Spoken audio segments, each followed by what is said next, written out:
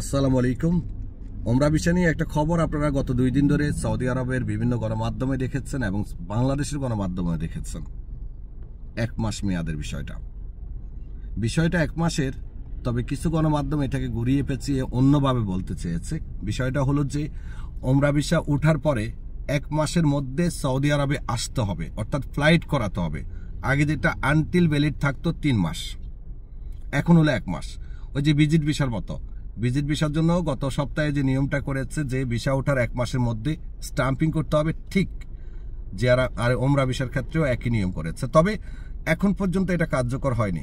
এটা কার্যকর হয়তো আগামী সপ্তাহ থেকে হতে পারে। আল আকবরিয়া নিউজে এবং আরো বিভিন্ন গণমাধ্যমে আমরা যেটা দেখেছি যে 1 সপ্তাহ পরে থেকে এটা কার্যকর হবে বলা হচ্ছে। আর সব থেকে বড় সাক্ষ্য প্রমাণ হলো, আমরা যেহেতু 3 মাসের ওমরা ভিসা নিয়ে কাজ করি, আজকেও আমরা অনেকগুলো ভিসা তুলেছি। আমাদের ভিসাতে এখনো নির্দিষ্ট কোনো সময়সীমা উল্লেখ করে দেয়নি, আগের মতোই আনটিল ভ্যালিড 3 মাসে দেখাচ্ছে, অর্থাৎ ভিসা ওঠার পরে 3 মাসের মেয়াদে দেখাচ্ছে। তবে এটা আগামী সপ্তাহ থেকে কার্যকর হবে, শতভাগ নিশ্চিত আগামী সপ্তাহ থেকে এটা কার্যকর হয়ে যাবে।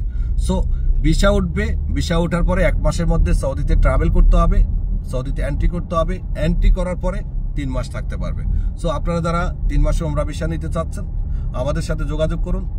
এখন আমরা হয়তো যেহেতু সময় কমিয়ে দিয়েছে, আসার টিকিটটা ট্রানজিট করব, যাওয়ারটা আমরা ডাইরেক্ট করব। বরাবর 3 মাস থাকতে পারবে। ভিসা ওঠার 1 মাসের মধ্যেই আমরা আপনাদেরকে ফ্লাইট করিয়ে দেব। কল করুন আমাদেরকে, চলে আসুন আমাদের অফিসে।